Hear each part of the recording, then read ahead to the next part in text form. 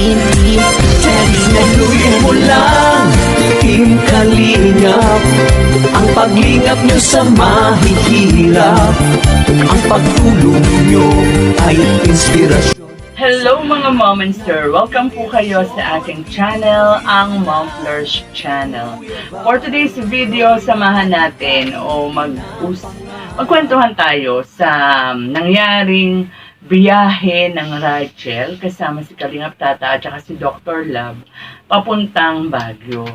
Actually kahapon talagang inantabayanan ko ang Rachel, no? Kasama rin syempre yung mga ibang love teams, no? So napanood ko na yung mga Kalingap Rap, kala Kuya Val, sa tuwing magla-live sila at sa ibang mga Kalingap partners, no? So sabi ko, ba't hindi ko pa napapanood ang Rachel? Hindi ko nasisilip. So talagang inabangan ko si Kalingap Tata. So nag-live si Kalingap Tata, gabi na, no? Actually, kinabukasan ko na napanood yung live ni Kalingap Tata. And natatawa ako kay Kalingap Tata, natatawa na at the same time, humahanga ako sa kanya kasi yung pagpipigil niya ay, kumbaga, nagawa niya, pigilan yung sarili niya, kontrolin yung kanyang sarili. Kasi nga naman, kasi ang Rachel kasi po ay wala namang sariling sasakyan. Nag-commute lang sila from Daet to Manila. And then sa Manila, doon na sila magkikita ni Dr. Love, no? So, may usapan na si Kalingap Tata at si Dr. Love. Alam niyo naman yan, magkaganyan yan isang gandikit yan kasi di ba nga, laging binabanggit ni Kalingap Tata na si EDC, no? Kasi si Beyonce, di ba, ang scouter bale ay si Dr. Love. Kasama siya doon ni Dr. Love. Siya yung taga-cam daw. So, ito, kaya parang, kumbaga, silang dalawa yung nagko-collab lagi. So, ito na nga, silang dalawa, kausap na si Dr. Love na sila yung, si Dr. Love, bali, ang sa kanila, papuntang Baguio, no? Sasakay sila sa car ni Dr. Love. So, gano'n na nga po, yung sinasabi ko kanina, na-control nga ni Kalingap Tata yung kanyang sarili. Kasi, talaga naman di ba, nakaka-irita talaga na ang linaw ng usapan ninyo. Sa Bagallanes talaga sila, ang sabi hindi pwede, so ibababa sila sa, Villarosa ba yun? De La Rosa. Pagkatapos nung tinanong, kasi siguro nakarating na sa terminal ng Buendia, di ba?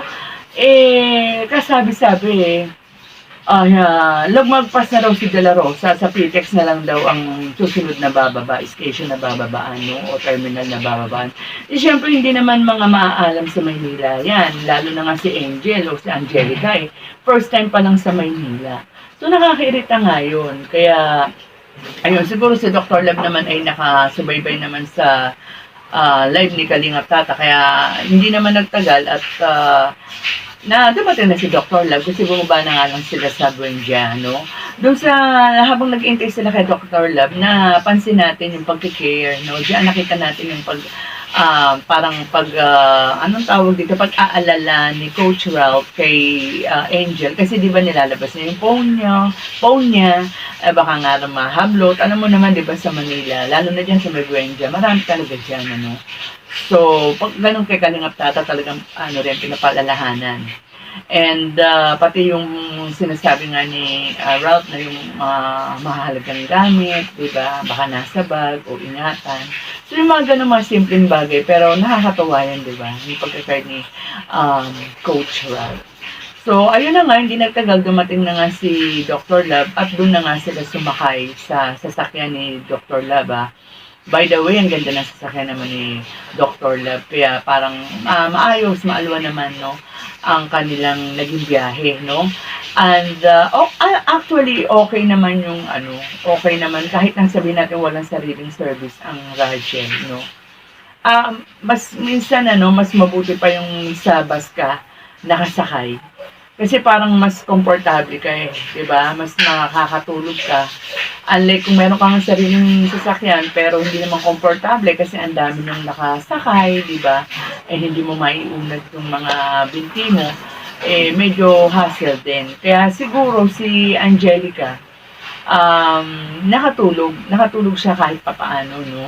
And kaya nung nagising siya, 'di ba, fresh na fresh ang beauty ni Angel.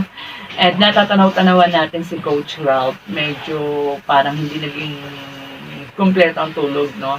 Kasi gumaganyan-ganyan siya, nakikita ko, no? And, pero in fairness dito sa dalawa, sabihin natin, kahit kulang-kulang ang tulog nila, fresh, maganda, at gwapo pa rin sila, di ba? At ang nakakatawa kay Coach Rob, no, kasi kay Angel, kay Angelica, kahit mga kulang sa tulog, kahit na parang, kahit pa paano na-stress yan, di ba? Ano sila, hindi mo sila nakakakitaan ng pagkairita, pagkasuya, sa halip,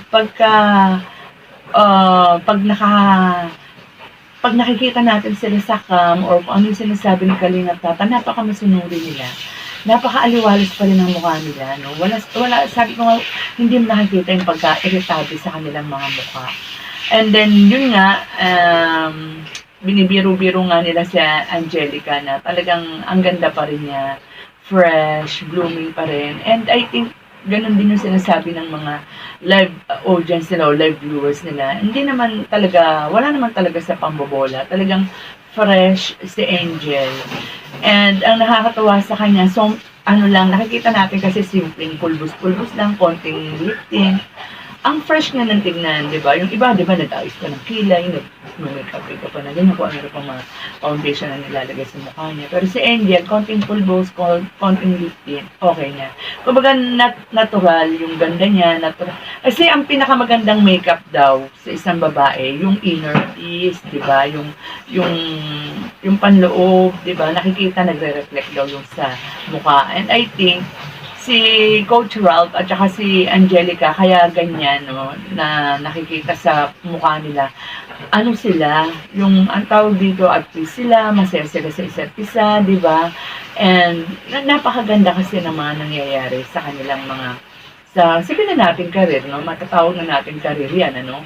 And sana nga, no, yun ang aking panalangin at umaasa ako na magpapatuloy ang ganito, na walang nega, walang bashing, walang kumukontra sa Radial. Kasi good vibes naman ang hatid ng tambalan ni Kalingap Tata, di ba? Walang mga intrigas.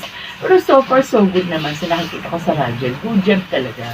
Kasi talagang ang aim lang nila is mapasaya tayo, mapatawa tayo, at nagtatagumpay naman sila, di ba? So, ayan, at the same time, kahit paano nakakatulong pa rin sa mga OFW na nalulungkot, at saka si Kalingap Tata, ano yan, ang panonood po sa Radial, lalo na po kay Kalingap Tata, ay nakakatulong para dun sa mga beneficiary ni Kalingap Tata, di ba?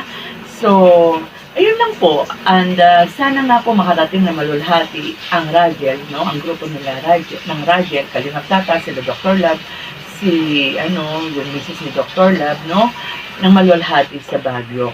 Kasama na rin ang buong Team Kalingap sa pangunguna ng ating birthday celebrant, Kuya Val Santos Matubang. So, yun lang po, mag-iingat po kayo. Kasi parang narinig ko may signal din sa Benguet, di ba? Sa Baguio. Signal number 1, kung di ako nagkakamali. So, ingat po tayong lahat and God bless. Team Kalingap, ang paglingap nyo sa mahihirap.